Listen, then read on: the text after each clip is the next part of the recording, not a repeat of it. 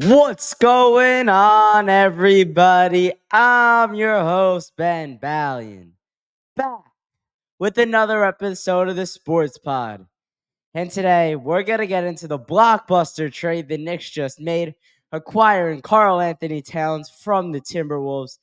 And let me just say this, I'm not too happy with what we gave up. I'll get into all of it on the other side of the intro. Hit it. That ball is out of here! Out of here!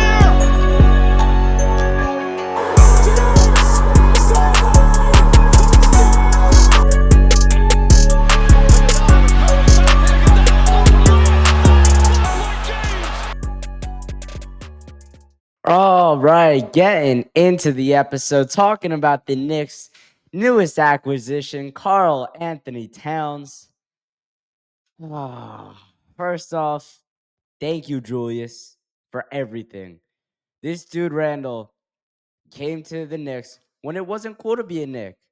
When the Knicks were a laughing stock, when they were in the top of the draft lottery every year. And he came and he gave the New York everything he had, night in and night out. And he made the Knicks relevant again. He was the first stepping stone to where we are right now. Randall started this franchise's turnaround. I've said it so many times. He came here and everything started changing course. And now Dante, bro. Dante's one season, probably one of the greatest single seasons in New York Knicks history. I mean, he broke the single season three-pointers made record. Just clutch. He brought a New York swagger. And I don't even know. I just didn't expect that to happen, man. This is almost hurting more than the Quickly trade, and y'all know how much I loved Quickly, dude. But Dante, he brought it. He was athletic, two-way player, defense, athleticism, size, everything. And what makes me the most bad? They split up the Nova Knicks. Man, they didn't even let them play one game together, bro. Dude, I thought this season was going to be special with them. I thought the chemistry was going to carry us. I thought this team, they had what they needed. I, I didn't think they needed to make another big splash like Karl Anthony Towns. I don't understand it. I don't like giving up Dante. It puts a huge spotlight on Deuce McBride. Because if he doesn't perform this year, Leon Rose will be flamed by every person in New York, besides the 15 Nets fans, of course. Deuce McBride is being put in such an interesting spot here. And I'm sure Leon and Tibbs and the entirety of the front office compared Dante and Deuce. They said, who's a better spot up shooter, Dante or Deuce? Who's a better defender, Dante or Deuce? Who's more athletic? Who has more size? Who do we think can and will fill the hole that we're putting in our roster better? And Tyler Kolek's now going to be a big part of the rotation because now the backup unit goes from Deuce, Dante, Precious, Deuce, Dante, and Precious. Really, that's the postseason bench to Tyler Kolek, Dante, and Precious, which I don't mind because Tyler Kolek's more of a true point guard, and it'll put Deuce in more of just a spot up shooter role. So I think there are a lot of layers to this, and I don't think this chemistry that everyone's has talked about and the Nova Knicks, we love this team. I don't care how many minutes I play. I just want to win. I'm here. I want to play with my college buddies. I don't know if that's the whole truth. Because what I've read from SNY is that Dante wasn't happy coming with his role coming into this season. As he was going to be coming off the bench. Starting lineup would have been Jalen, Mikhail, OG, Randall, and Mitch. And now it's not. Josh gets to start now. Dante's gone. Julius is gone. It's gonna be a different look. I don't know, and I just don't know if it puts the Knicks in that next tier if they're really like a legit championship contender anymore, man. Like Cat, he doesn't fit the culture of the Knicks.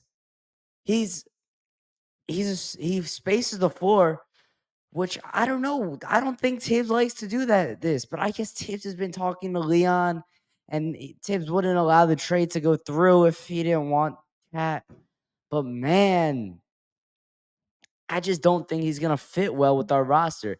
He doesn't fit the culture of defense and intensity night in and night out. He's one of those stars that'll take the regular season off. He's gonna want to load manage. That's not what the Knicks do. He better play defense as hard as Randall would, as hard as Devo would. He better. I I I don't know. I don't even know because Leon would not get fleeced like this. All right. From what he's done since taking over as president of basketball operations of this Knicks franchise, he has not gotten fleeced on any moves yet. But from my initial reaction to this move, he got fleeced 100%. And I think I don't think Cat's the right move. I would have rather trade for someone like DeAndre Ayton, who who he's not going to cost as much to get, and he'll just fill the void of Mitch until he gets back in December, January. Now I'm reading that Mitch, they don't even know when he's going to come back. It might be more than the 3 months initially expected.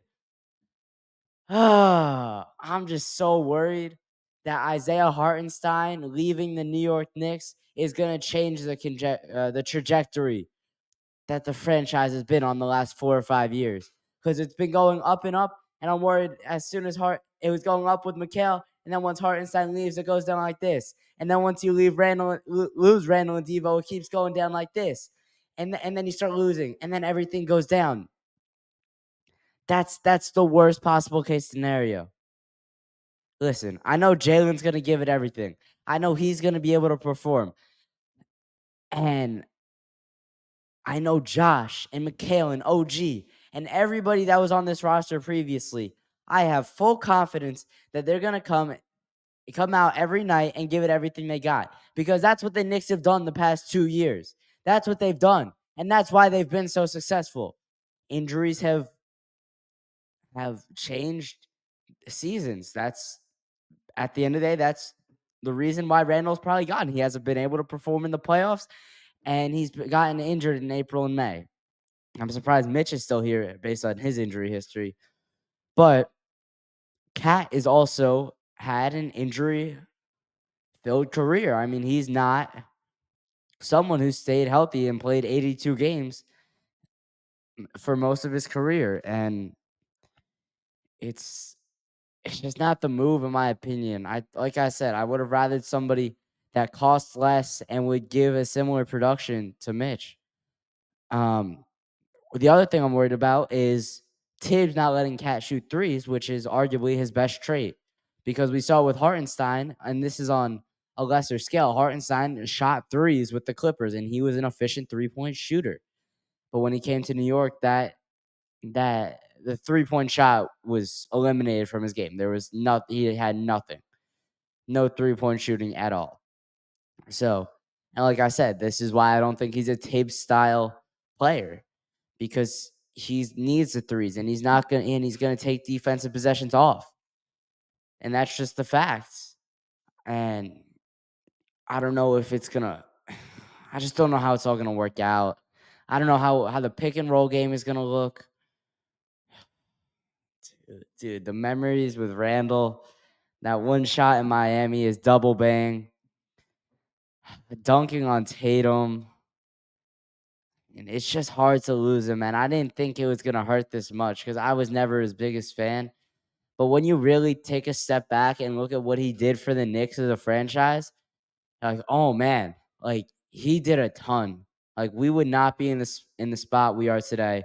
The Knicks would not be relevant if Julius Randle did not take a little bit. I don't even take the contract to come to the Knicks and like almost have his own team, because he was the star of this team. and just turn the complete trajectory of the franchise around because we were at rock bottom. And as soon as Randall came, it started going like that, up and up and up. And then last year, finishing with the second seed in the East, 50 wins. I think the Knicks are still going to be around 50 wins this year. I mean, you already have injuries with Mitchell Robinson. So opening night's lineup is going to be Jalen, Josh, Mikal, OG, and Cat. You have 3 defensive guys and 2 scorers. But the thing about Jalen is he's going to put everything he can into defense. Cat will not. And I don't know if Cat's going to be able to keep up with Porzingis or keep up with Giannis. I don't know if he's going to be guarding Giannis or keep up with Embiid. Like, that's the thing, man. Julius was able to neutralize those guys a little bit more. Cat doesn't play defense like that. I don't know. And when Mitch gets back, I kind of want him to play Cat to play at the 4. So the lineup could be Jalen, Mikal, OG, Cat, Mitch, with Achua coming off the bench as the big. That's my perfect lineup right there. And then you have Tyler Kolek, Deuce, Precious, and Josh coming off the bench. It's just it worries me. Losing Dante worries me because now Dante didn't like his role with the team, and Jalen and Josh and Mikal, those are his boys since college. Josh has only been here a year and a half. Mikal hasn't played a game yet. Jalen's been here 2 years. They're gonna take Dante's side. They've been his friend for years at this point. I mean, they all played together at Nova, and then they've had successful NBA careers. Like, they're gonna side with him. And if he's not happy with the Knicks, I mean, it could go downhill if he's talking bad about the Knicks, and then this stuff gets passed on to Jalen and Josh and Mikal, and they start saying some bad stuff. This can easily be a bad situation, but it could also be a positive if Leon makes another genius move that nobody saw coming and really elevates the Knicks, which nobody saw coming with OG. But I don't think that's going to happen, flat out. I just don't think it is. And it's just a tough situation. I mean, signing Deuce to that 3-year, $18 million contract might end up being a curse because if the money lined up better to trade Deuce away, I think that's where Leon would have gone. But that's not how it worked. And if Dante comes out and has a crazy year and Deuce doesn't perform the same way he did last year, because like I said before, Deuce is thrust right into the middle of everything this year. He stepped up in a big way when he had to last year, and he's got to continue to perform at that high of a level. I would if I'm comparing Dante and Deuce, I would say offensively, Dante's a better shooter. He's a better playmaker. He has more basketball IQ from a body and a measurable standpoint. I would say Deuce is more athletic, but Dante's got the better size and the better body for that kind of role. And then on the defensive side, I think on ball pressure and perimeter defense definitely Deuce, but then getting in the post a little bit and more defense in the paint, I would say Devo. He really held his own when he had to. Like, I mean, he was just he did everything. He was a glue guy off the bench. Spot up shooter, played defense, was athletic, had the swag like I said before. It's just tough to see him go. And I don't think this is gonna be the right move. But we'll see how it all plays out. And honestly, I'm excited to see what Cat can do in a Knicks uniform, bringing the Jersey boy home. But I don't think the Knicks are going to be as high level as a team as they were last year. All right, that's going to do it for this episode. Make sure you go follow all my socials, Instagram, TikTok. Both will be linked in the description below. Make sure you like, comment, subscribe on this video, and keep it locked with the Sports Pod.